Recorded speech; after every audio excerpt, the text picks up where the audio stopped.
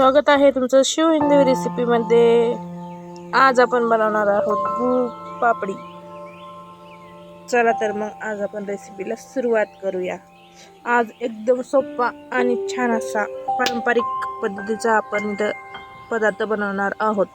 चुलीवरती कढई ठेवलेली होती, ती छान अशी गरम झालेली आहे। त्यामध्ये आता 1 वाटी तूप, गावरान तूप घातलेलं आहे। चला तर मग गावरान तूप छान असं इथे गरम झालेलं आहे, त्यामध्ये घालूया 2 वाटी गव्हाचं पीठ। ही गुळपापडी आपली पारंपरिक रेसिपी आहे। काही सण वगैरे असेल तर ही गुळपापडी प्रत्येक ठिकाणी म्हणजे बनतेच।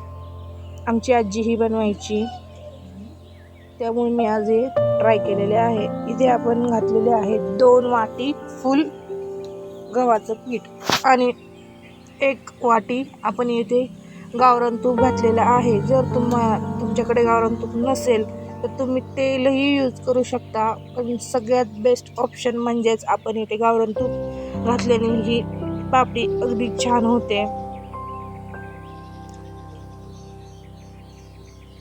छान असं इथे आपल्याला सर्वात प्रथम सगळं भाजून घ्यायचं आहे पीठ। अजून यामध्ये आपण थोडंसं तूप वरून घालणार आहोत। यामध्ये परत मी अर्धी वाटी तूप इथे घातलेलं आहे।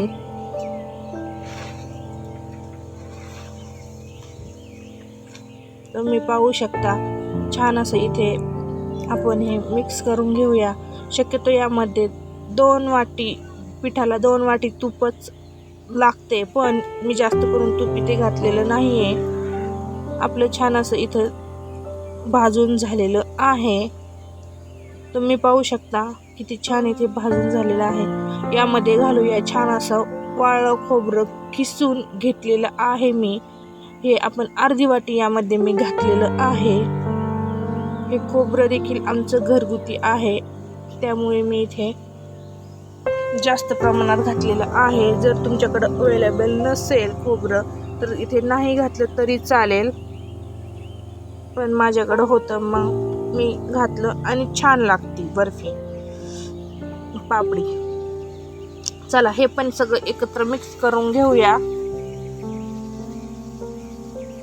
आता आपण यामध्ये घालणार आहोत 1 वाटी किसून घेतलेला गूळ।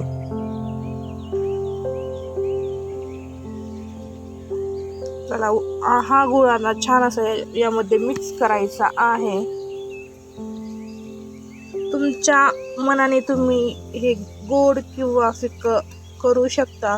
तुम्हाला जर गूळ जास्त वापरायचा असेल तर तुम्ही वापरू शकता, किंवा कमी वापरायचा असेल तर कमी वापरू शकता। मी इथे 1च वाटी गूळ घातलेला आहे आणि खूप छान अशी आपली गुळपापडी इथे तयार होणार आहे। चला तर मग याला छान असं आपण थोडंसं फ्राय होऊन देऊया। यामध्ये मी घातलेली आहे छान अशी वेलची पूड, त्याने टेस्ट एकदम भारी लागते। आणि शक्यतो तुम्ही यामध्ये घालाच। तुम्ही यामध्ये जर ड्रायफ्रुट्स वगैरे जरी घातले तरी काही प्रॉब्लेम नाही, अगदी छान लागणार आहे तुमची गुळपापडी। माझ्याकडे अवेलेबल नव्हते म्हणून मी फक्त वेलची पावडरच यामध्ये घातलेली आहे। तुम्ही पाहू शकता आता इथे किती छान असं वितळत चुलीचा अगदी मंद जाळ केलेला आहे आणि आपण हा गूळ वितळूस तोपर्यंत याला छान असं हलवून घेणार आहोत। चला तोपर्यंत आपला गूळ वितळत आहे तोपर्यंत तुम्ही जर आपल्या चॅनलवर नवीन असाल तर आपल्या चॅनलला सबस्क्राईब करा, एक छान अशी कमेंट करा, लाईक करा, तुमच्या मित्रपरिवारासोबत शेअर करा।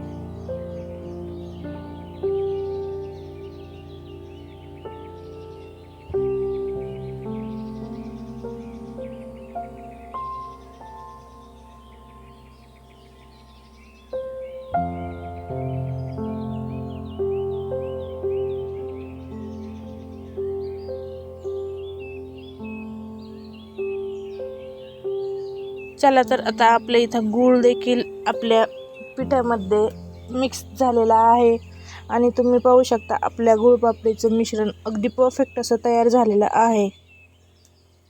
आपण इथे चुलीचा जाळ अगदी मंद ठेवलेला होता. जर जास्त जाळ असेल तर आपला गूळ आणि पीठ हे मिश्रण जळू शकतं. आता आपण इथे एक प्लेट घेतलेली आहे, त्यामध्ये आपण पापडी सेट होण्यासाठी ठेवणार आहोत. त्यासाठी आपण यामध्ये 1 चमचा तेल घालणार आहोत.